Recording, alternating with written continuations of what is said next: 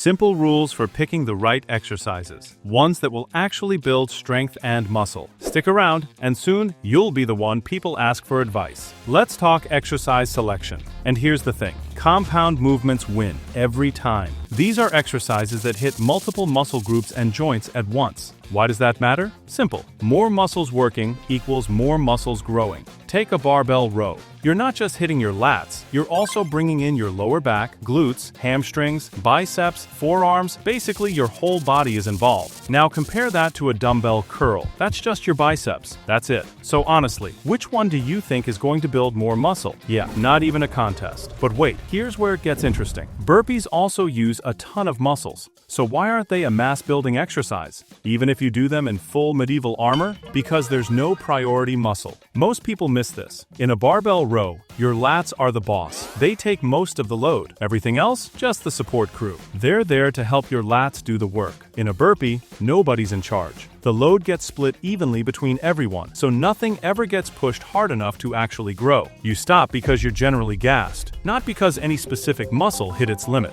And that difference? That's everything. So yeah, no matter how many muscles are involved, you still need one target. Even the deadlift, which basically uses your entire body, has a clear focus. Lower back, glutes, hamstrings. Main muscle does the heavy lifting. Everyone else just keeps things from falling apart.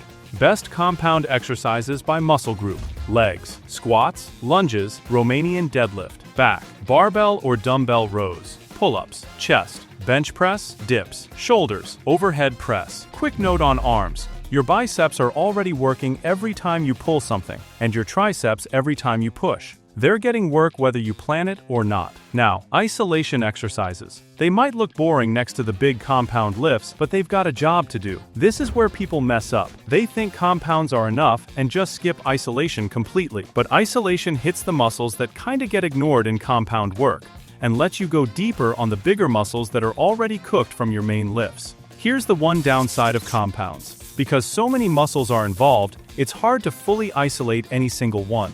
Sure, pull-ups will work your biceps, but a barbell curl? That's going straight to the biceps with zero distractions. That's the point of isolation work, precision. So the rule is simple. Combine both. A program built entirely on compounds, you'll grow. A program built entirely on isolation, barely. So compounds always come first, no exceptions. Best isolation exercises by muscle group: legs, leg curls and extensions; back, lat pull-downs, cable rows; chest, dumbbell flies, cable crossovers; shoulders, lateral raises; biceps, barbell curls; triceps, cable pushdowns; abs, crunches; calves, calf raises.